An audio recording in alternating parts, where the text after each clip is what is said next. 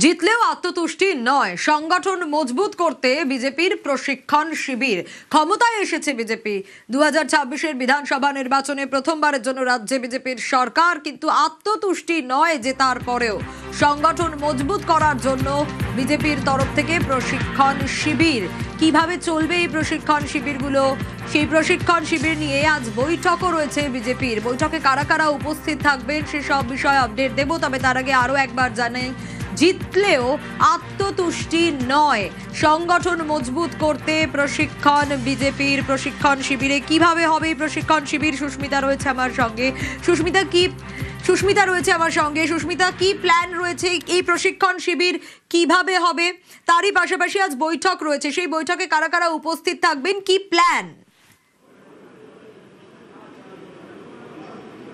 দীনদয়াল উপাধ্যায় প্রশিক্ষণ শিবির, যে প্রশিক্ষণ শিবির শুধুমাত্র এ রাজ্য নয়, গোটা দেশ জুড়ে হয় বঙ্গ বিজেপির, এবং বিজেপির এই প্রশিক্ষণ শিবিরের প্রস্তুতি বৈঠক আজ। এই দীনদয়াল উপাধ্যায় প্রশিক্ষণ শিবির বা প্রশিক্ষণ বৈঠক কি?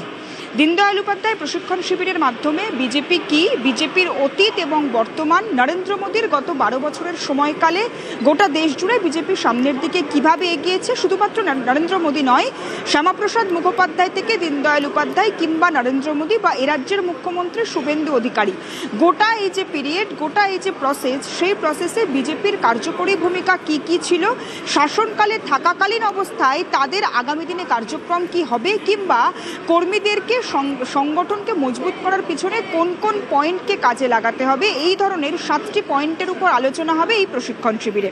যে প্রশিক্ষণ শিবিরে, অর্থাৎ আজকের এই প্রশিক্ষণ শিবিরে যে আলোচনা হবে সেটি আগামী জুলাই মাস থেকেই চলে যাবে মণ্ডল, ব্লক এবং জেলা স্তরে। সেখানকার কর্মীদেরকে সাংগঠনিক শক্তি মজবুত থেকে আরম্ভ করে নিজেদের বিচারধারা এবং বিজেপির নৈতিকতার সঙ্গে কিভাবে যুক্ত থেকে আগামী দিনে দলকে সামনের দিকে এগিয়ে নিয়ে যাওয়া যাবে সে বিষয়ে আলোচনা হবে, এবং প্রত্যেকটি ব্লক স্তরে অবশ্যই নজর থাকবে।